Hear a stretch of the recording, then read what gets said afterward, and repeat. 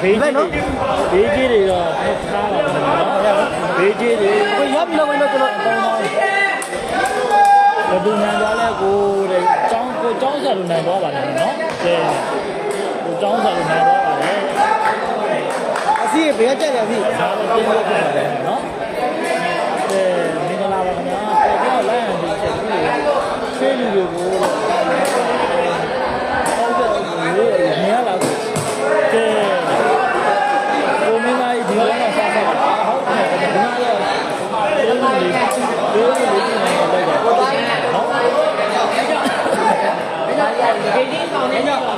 ကဲ့ကိုမင်းသားထူလာပြီဖတ်ထားတယ်ခင်ဗျ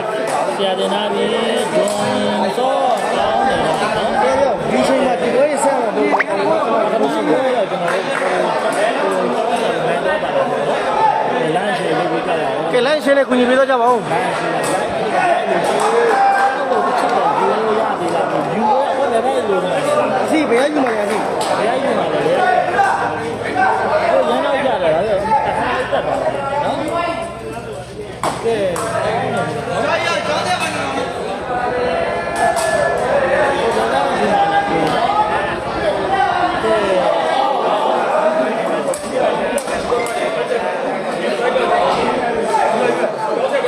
အေးလေညီတို့ကလည်းသွားမဲ့လူတွေပေါ့ဒီမှာပြန်နေပြီးတဲ့ညီတွေခဏဆောင်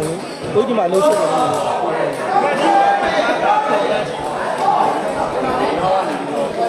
နေတယ်အသီးရှေ့နည်းနည်းလောက်ဖယ်ပါလားအစီကိုကျွန်တော်ကြောက်ကြပါဘူးကျွန်တော်ကြောက်ကြပါဘူးသူပဲလိုက်တာကွာ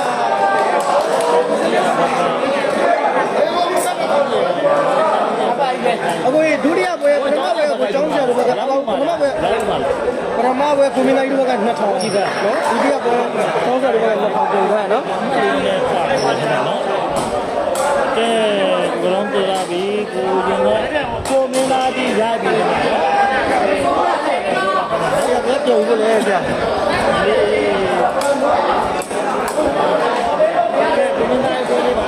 ကျောင်းဆရာဆိုတော့ရမယ်ဘေးကပတ်ဆက်နေလိုက်ပြီနော်ဘေးကနေရာပြီ